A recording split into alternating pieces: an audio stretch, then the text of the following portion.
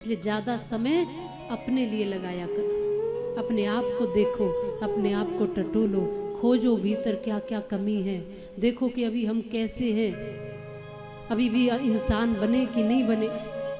अपने आप के साथ ज्यादा समय बिताया करो। आप कहोगे हम तो अपने आप साथ ही रहते हैं, साथ रहते हो फिर भी साथ में नहीं। जैसे आजकल लोग घर वालों के साथ तो बैठे हैं लेकिन मोबाइल में लगे।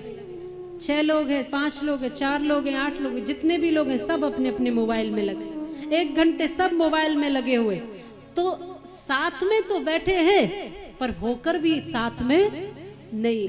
हम देखते हैं ट्रेन में सफर कर रहे हैं लोग, जहां भी सफर कर रहे हैं, घर में है, रास्ते में, कहीं भी है, मोबाइल एक ऐसी चीज हो गई है कि व्यक्ति उसी के साथ लगा हुआ है। न अपने लिए टाइम है, न अपनों के लिए टाइम है। ये बात छोटी नहीं है। जिस भी रिश्ते को आपको मजबूत करना है उसके लिए समय निकालना ही पड़ता है। ये सीख जाना, आप सब सीख लेना। जिस भी रिश्ते को चाहते हो कि इसको मजबूत करना है उसके लिए समय देना ही पड़ेगा। फिर वो कोई भी रिश्ता, अपने साथ एक रिश्ता अच्छा जब बताना और बनाना चाहते हो तो अपने लिए समय निकालो। अपनों के साथ अच्छे से जुड़ना चाहते हो तो उनके लिए समय निकालो, और अपने गोविंद के साथ भी जुड़ना चाहते हो तो उसके लिए भी समय आपको देना ही पड़ेगा।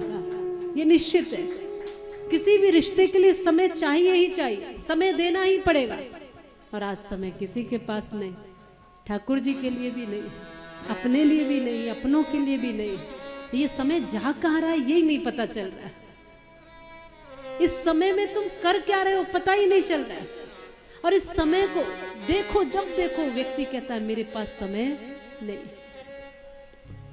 वो न पत्नी को समय दे रहा है, न पत्नी पति को समय दे पा रही, न आप बच्चों को समय दे पा रहे, न बच्चे माँ बाप को समय दे पा रहे हैं, न आप अपने परिवार वालों में से किसी को समय दे पा रहे, न आप अपने खुद को समय दे पा रहे, न आप अपने मित्रों को समय दे पा रहे हो, न आप अपने किसी रिश्तेदार को समय दे पा रहे हो, न आप अपने भगवान के लिए समय निकाल। आप किसके लिए समय दे रहे हो? फिर आपका समय जा कहाँ रहा?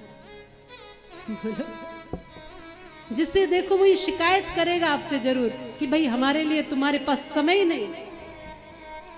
सबके पास ये शिकायत आती होगी कि समय ही नहीं।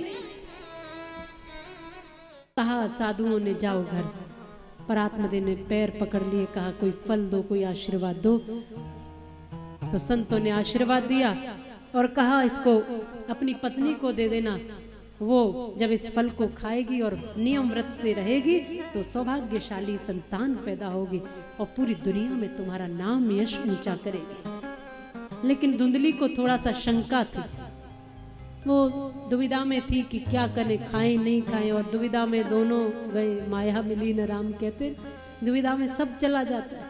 वो सोचती थी कि क्या करूं, खाऊं नहीं खाऊं। पड़ोसन से सलाह ली तो पड़ोसन ने कह दिया बिल्कुल मत खाओ। और कोई जरूरी थोड़ी है पड़ोसी, हर पड़ोसी अच्छे होते हो। कहा बिल्कुल मत खाओ, गौ माता को खिला दो, और फिर तुम जो है मेरे गर्भवती हूं तो मेरे जो संतान होगी उसे ले लेना, बदले में धन दे देना, थोड़ा पैसे दे देना। ये बस कह दिया। इसको भी बात अच्छी लगी, और बात जो आपके मतलब की होती है वही आपको अच्छी लगती है।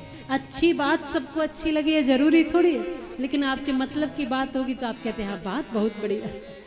हर व्यक्ति अपने अपने मतलब से अपनी बात ढूंढता है। संत तो इतना बड़ा प्रवचन करते हैं, इतनी बड़ी कथा करते हैं, पर लोग वही लेते हैं वहां से जो उनको अच्छी लगती है, उनके हिसाब की लगती है। अब न्यूज वाले देखो, संत इतनी इतनी लंबी बातें करते हैं, इतना लोगों के लिए सकारात्मक बोलते हैं, लेकिन उसी लाइन को कट करके न्यूज पे डाल देते हैं जो उनको लगता है इसमें थोड़ा मसाला होगा, चटपटी सी होगी, लोगों को बड़ी अच्छी लगे। आजकल चटपटा खाने की बहुत आदत है लोगों को, तो अच्छा लगेगा। फिर संतों से कहलवाते रहो कि जी हम माफी मांगते हैं, बड़ा आनंद आता है लोगों को इसमें। ये अच्छा नहीं है। संतों की वाणी कभी कठोर भी हो सकती है। संत कभी प्यार से भी बोलेंगे, कभी आपको डांट के भी बोलेंगे। ये धर्म पीठ पर बैठने वालों का अधिकार है कि आपको कैसे जीना है, कैसे रहना है, ये शास्त्र बता रहे हैं। तो शास्त्र की बात को आप तक पहुंचाना ये इन पीठों का अधिकार है कि आप कहाँ जाएं, कहाँ बैठे, क्या खाएं, कैसे चलें, कैसे बोलें, कैसे रहें, कैसे जिएं, ये इन धर्म पीठों का अधिकार है। आप कहते हो हम कुछ भी करें हमको कोई नहीं समझाएगा, तब तो आप रास्ता भटक जाओगे। इसलिए संतों ने कहा जियो,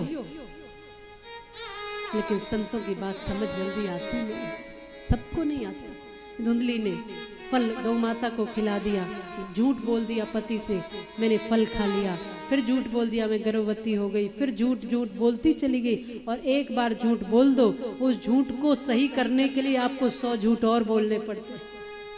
झूठ पे झूठ बोलते चले जाते हो और आप पूरे झूठे हो जाते हो।